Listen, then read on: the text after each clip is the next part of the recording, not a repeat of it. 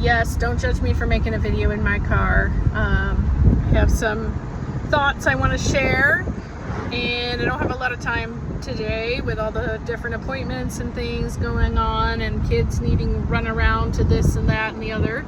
So I'm going to share a little bit in my car. This is a special edition of the Student Midwife Podcast. This has nothing to do with birth, but also everything to do with birth, because as you know, all the things that shape our world, that make up our environment, also affect our births. So I was just sharing a little bit about my experience in the Peace Corps way back in the day in my early 20s with my 17-year-old this morning as I was dropping him off to school, and I realized that a lot of people don't get those experiences, and they really should. As first world people, we just don't know what it actually is like in a place like Malawi, which was where I was in Africa. What did I learn? Well, I learned that a lot of the world doesn't have safe water. I learned that a lot of the world doesn't have transportation. I learned that a lot of the world doesn't even have furniture. I learned a lot of the world doesn't have good nutrition. I learned that a lot of the world is still living under colonial powers, even though supposedly they got free from colonialism, in the 70s and 80s. A lot of the African countries, got free in the 70s and 80s. I put that in air quotes. But they're still paying back taxes to countries like England and France for infrastructure that they never asked for, that these colonial powers put in place to help them extract resources out of those countries while they were colonialized by them. And they're still extracting resources out of those countries because they're quote unquote owed taxes by these countries, which is absurd. So they have modern slavery, basically. They still have colonialism. It's just like been the terms of engagement have been changed, but the result is basically the same on the ground for the average person in the average village. So that's what I learned, and that was a huge lesson, and I am so grateful that I got to go to Africa to see that firsthand as a white person who had never even really been around black folks very much in my life. That was like a really eye-opening experience. I'm from like a little town, and I thought I already knew poverty, but I did not know anything about the poverty that comes with being suppressed for decades by colonial rule, and still suppressed by colonial rule decades and decades later.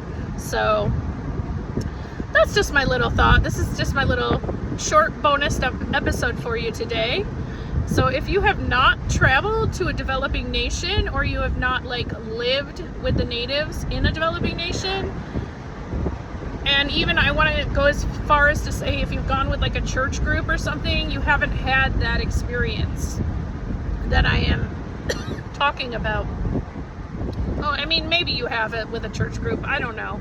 It can't be that general, I guess. But, oh, you know what else I learned when I was in Africa? Almost all white Africans are racist as fuck, which, I mean, it makes sense. It totally makes sense why they're racist as fuck. I mean, I'm not giving them excuses. It's just the culture, the prevailing culture there is still one of extraction. So it makes sense that to justify the extraction, they would have to be racist as fuck.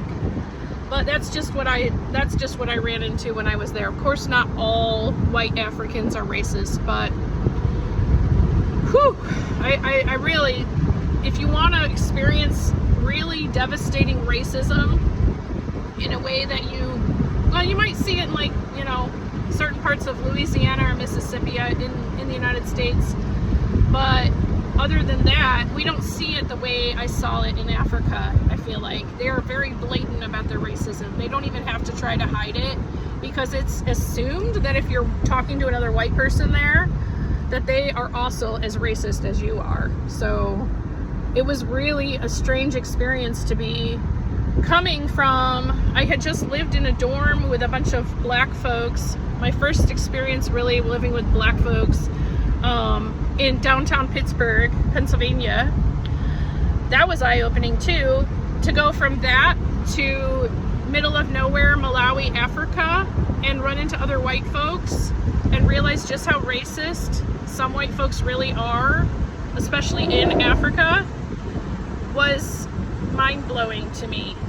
So, but that's the only way they can justify the ongoing extraction of natural resources and labor of humans from those countries. So they're like, oh, it's for their own good. Like, we come in and we build infrastructure and whatever, and they get the benefits of that, such as it is, which is, you know, very poor for most people. Most people are not getting the benefits of that. But the real reason they're doing the infrastructure is so they can continue to extract resources. It's not for the benefit of anybody, but they act like it's a big, like they're saving the, you know, savages from themselves. Like, that's still the prevailing mindset of white people in Africa, which I found very interesting. So, and that's ultimately why I didn't stay with the Peace Corps very long, because even the Peace Corps was like teaching us that we were there as white saviors to kind of, you know, save the African from themselves, teach them how to be good little cogs in the machine, work harder, not take siestas in the middle of the day when it's 120 degrees, work all day long so that your work, your resources can be extracted by whatever colonial power took you over in the first place. I thought that was nonsense. I said, I will not be part of this, and I left. I mean, it was a complicated situation. There were a number of reasons why I left. I didn't feel real safe where I was either. There was war like right across the border from where I was. I was being put in a village on a border where there was war happening. Like, I could hear the guns and the bombs going off. It wasn't very far away from me at all. And I was one white person in this rural village by myself. Anyway, so it didn't feel safe to me. But the main reason was I didn't want to be part of that neo-colonialism, that mindset that I was there to. I didn't realize, I was so young and naive. Don't blame me for it. I didn't realize that Peace Corps is also part of brainwashing people. Like, oh, we're here for your own good. We're here to teach you how to be a better slave, basically, so that you can work harder to serve, you know, the powers that be. Like, I didn't realize that was the aim and main goal of the Peace Corps. Of course it is. Like, what else? Why would we be paying young people to go to the middle of nowhere if not to exploit other humans?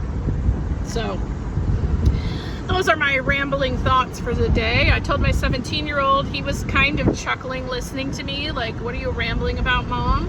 And I told him, there you go. I saved you from having to go in the Peace Corps yourself. Like, now you know what it's all about, and you know the deep darkness of it. At least that's what I found. There's probably branches of the Peace Corps that are doing good things. I don't know. Could be.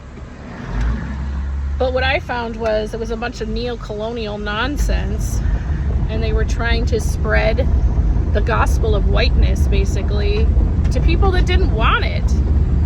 And I was glad that everywhere I went, I was called a Manzungu, which is like white devil, basically, because it reminded me that I didn't belong there, and the people didn't really even want me there. And I said, okay, if they don't want me here, I don't have any business being here.